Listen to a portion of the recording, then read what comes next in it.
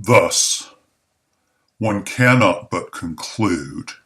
that preserving a posture of quivering sensitivity to such brocards of etiquette as described in the aforementioned manual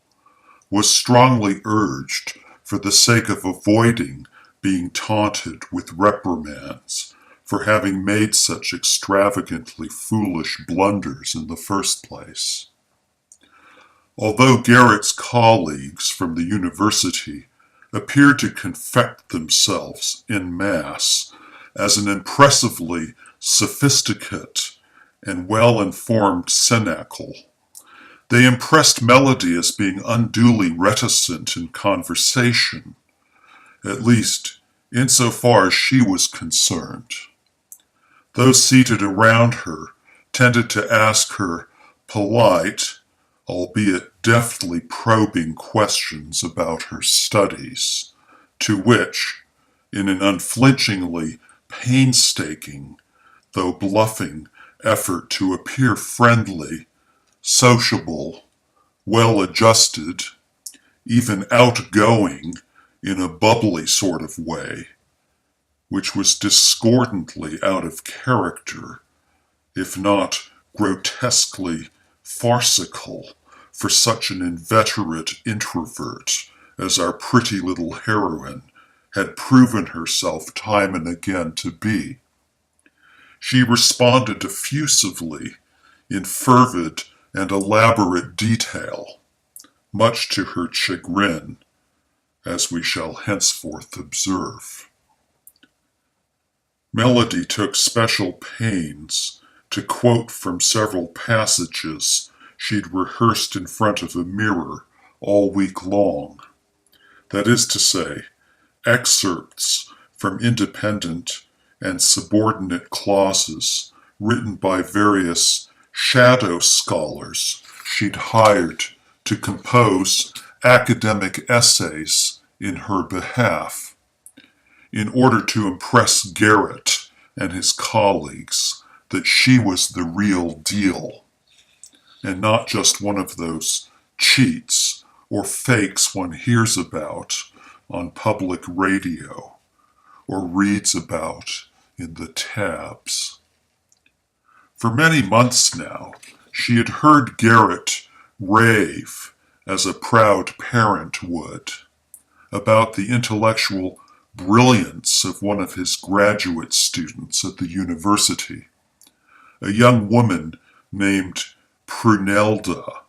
who, at age 19, had already published several dozen papers in prestigious journals and even given a talk or two at a TED conference. With 2 Fulbrights and a Guggenheim already behind her, rumor had it that she was in line for a MacArthur Fellowship. Fearing that Prunelda may have tagged along with Garrett's friends and colleagues for the evening, Melody didn't want to ruffle any feathers by saying anything that might be perceived as pretentious, cavalier, vacuous, airbrained, or just plain dumb,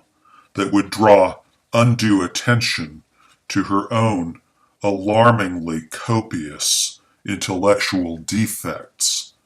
or in any way make an unfavorable impression upon the forcibly influential company in which she now found herself.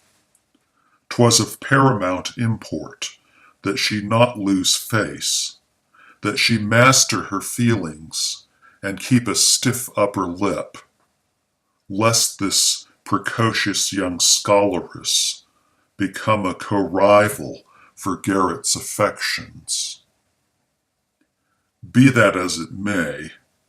in response to her own polite queries about Garrett's colleagues' occupational pursuits, they offered her only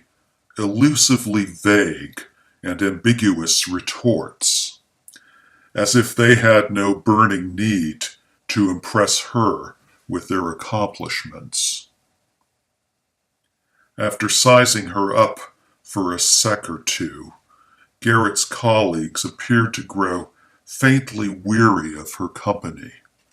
whereupon they tactfully excused themselves with minutely subtle, dismissive, sweeping gestures of their forceps and soup bones,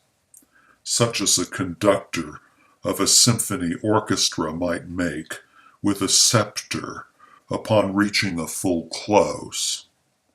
so that they could cheerily resume the private conversations in which they'd been engaged